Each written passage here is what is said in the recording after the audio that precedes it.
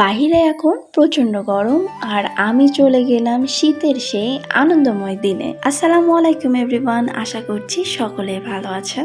গ্যালারিতে কিছু পুরনো ছবি দেখতে বেশ ভালোই লাগছিল আর সেই মুহূর্তে এই ভিডিওটা চোখে পড়া আর এই তো আপনাদের সাথে শেয়ার করে বসলাম। গায়ে হলুদের প্রোগ্রাম ঘরোয়াভাবে ছোট করে হলেও আমরা সেই দিন বেশ মজা করেছি।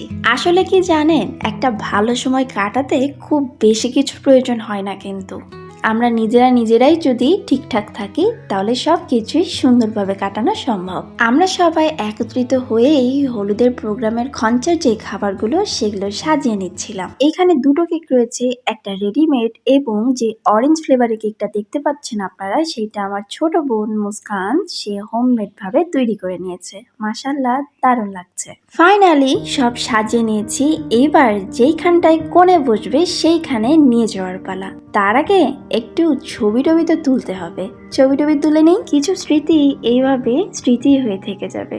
যখন ভিডিও দেখবো তখন হয়তো মনে পড়বে যে আমরা কিভাবে কত ভালো সময় কাটাতাম। এখন কোণে এসে বসবে, তারপর তো কোণে খেয়ে সবাই খাওয়া দাওয়া শুরু করবে। তো আমাদের মতো করে আমরা সব সাজিয়ে গুছিয়ে নিয়েছি। আমার ছোট ছোট বোনগুলো যে এত বড় হয়ে যাবে একদিন, আর খুবই তাড়াতাড়ি।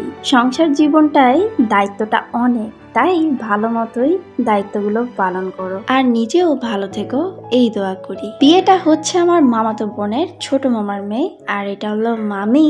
তো মামি ফার্স্টে তার মেয়েকে খাইয়ে দিচ্ছে।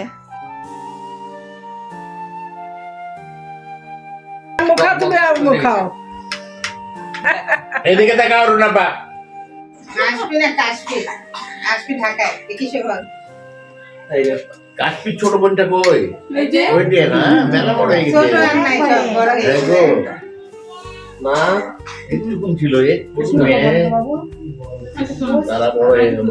হ্যাঁ কলা তো সবই তোমার সব তোমার। ও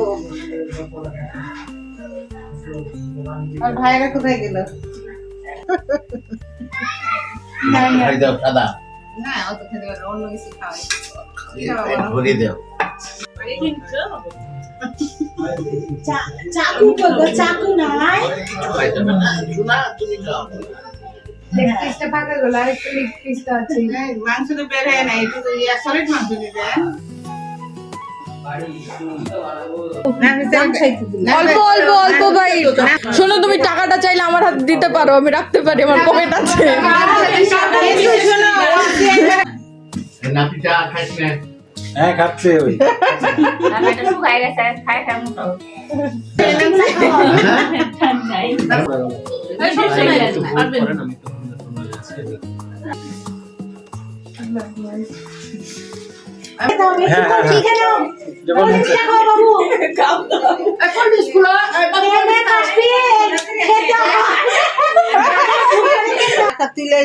চেকের ছবিটা দেখি।